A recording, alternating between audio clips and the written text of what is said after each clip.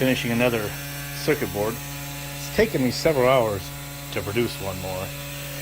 After I'd done that one over there, I cleared my bench up here and moved this up there. And then from there, this unit, it kept locking up, like it'd be disconnected with the USB, and I'd have to reset this, basically unplug this and plug it in. This would just lock up.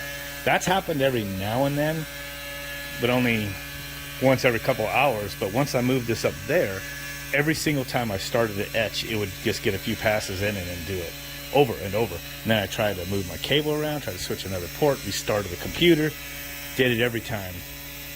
Then I moved it down here, close to where it was originally, and also added a ground from the shielding of the USB cable there over to the ground electrical supply, and it has not locked up at all. Now, I have gone this far before without locking up, so I don't know if that fixed it or not, but after I get done cutting out this board and it looks good, I'm going to set up the next board with this back up there but grounded and see if that indeed was the case. I'm kind of thinking right underneath that fluorescent light might have had something to do with it. So I got this 1mm bit and turned the feed real slow to make a nice small cut, just taking out 1mm of board. Of course, whenever I need to learn something new, I keep searching on YouTube and whatnot.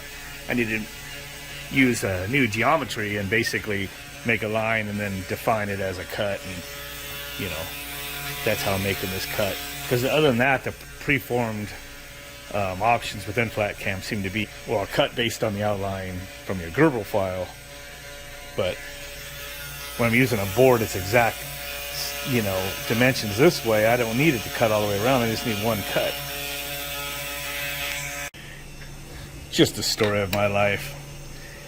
So I adjusted this circuit board, got pretty much perfect pads now, and gap in between. I mean, it's soldering very easy compared to this one did. But one thing I forgot, like I'd move these pads all to the back, so all the solder joints are on the back, which I did on this one too. I forgot I also needed to move the capacitor, this one trace on all three of them, to the back so I could solder it. And you can see I'm starting to stick this capacitor, and how do you solder it? That top trace needs to be soldered. So the only thing I could try doing sometime is blob a little solder down in there carefully, and then while it's still bubbling, push the capacitor down in there, which is not the best thing to do. It sucks, man. This is supposed to be an awesome, you know, circuit boards, you know, that I'm making, and got little freaking shortcomings like that. That just sucks. Well, it did it again. Put that back up at the top. Couldn't even get through one trace. Went over 50%, but this is what it did on that board. And actually I got through that, relined it up, and saved that board. Man, I don't know if it's either the fluorescent light or that TV. Probably the freaking fluorescent light. So I might have to try getting some other kind of lighting right there if I'm ever going to want to keep this there. That sucks. Well, reset it, realigned it, pushed this over just like a foot, started it back up. Just kind of see if we can rule out that it's a TV. But I'm really thinking it's the fluorescent. Turned on my scope. This is like an antenna here. So I go by the TV, got a little bit. Watch what happens when I lift this thing up by the fluorescent light. Down by the machine, up and up. So there's a lot of noise coming out of there. So maybe while it's running,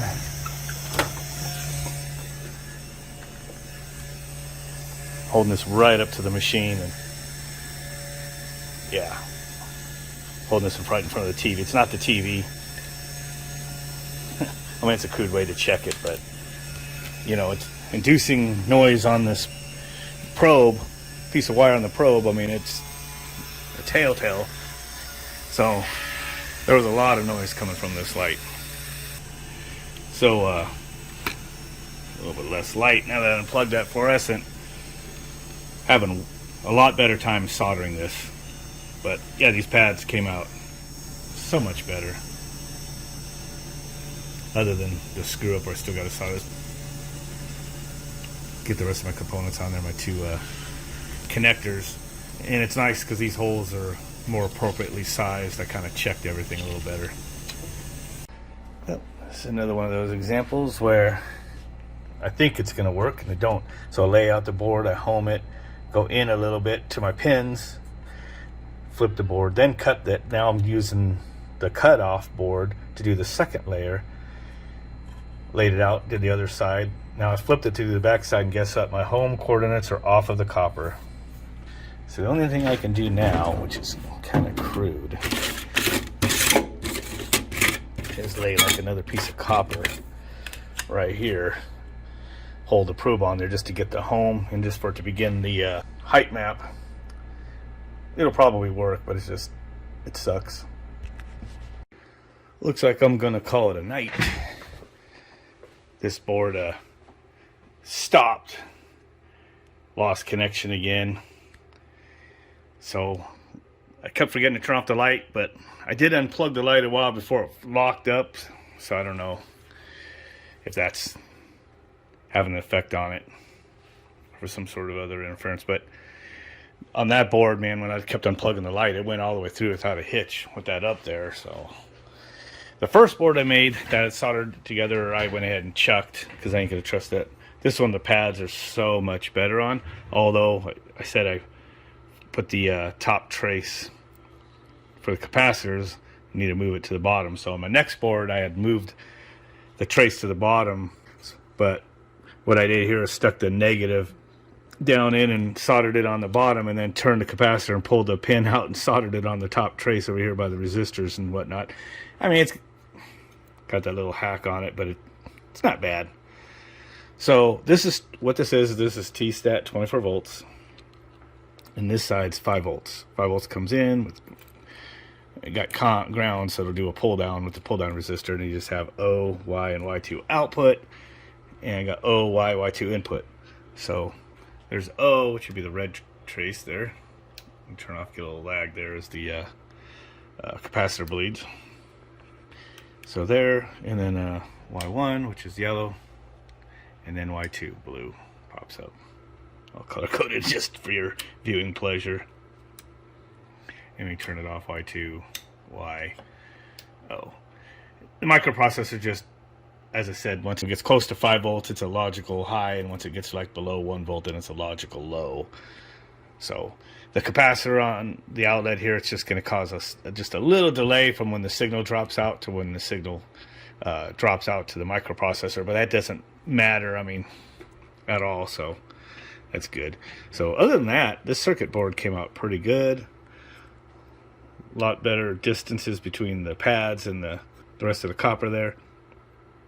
So this is a functioning board, and then I'm going to make one more, and that is just the 24 volt interface boards, as I'm going to call them. I still have to make the main microprocessor boards, which I got quite a bit of that laid out, but I was kind of fixing some of it up too now that I'm kind of getting a little better with the software and realizing to select a couple different components so the pads and the holes will be more appropriate, so I don't have to kind of alter that in the circuit board layout section of that software. So, and then when I load all the Gerbil files into the flat cam, then of course it plays nice and everything kind of lays out a lot better.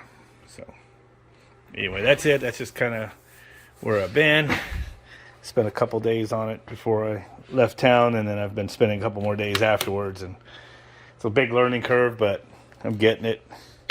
And I can cruise through the software pretty fast now. Once I lay out another circuit board, it only takes me a couple minutes, and I'm outputting G-code for the CNC pretty quick within just like a couple minutes for every file. So now that I kind of know where I'm going through it, and now I've got, you know, kind of my some working perimeters for the cuts and everything. So now I just got the issues mostly with the machine crashing, being disconnected from USB for some reason. We'll have to reset that. Interference, I think. And then me just forgetting, I'm getting distracted or something, like flipping the board over and not flipping it the right direction and wasting an hour and having to start over. And it's actually, from beginning in now, it's not really taking an hour. I don't think anymore, but it was. So, anyway, little update. Don't forget to like and subscribe and all that stuff. I'll be hopefully get these boards done next couple weeks. And then soon after that, hopefully I'll be able to get one of the units started up.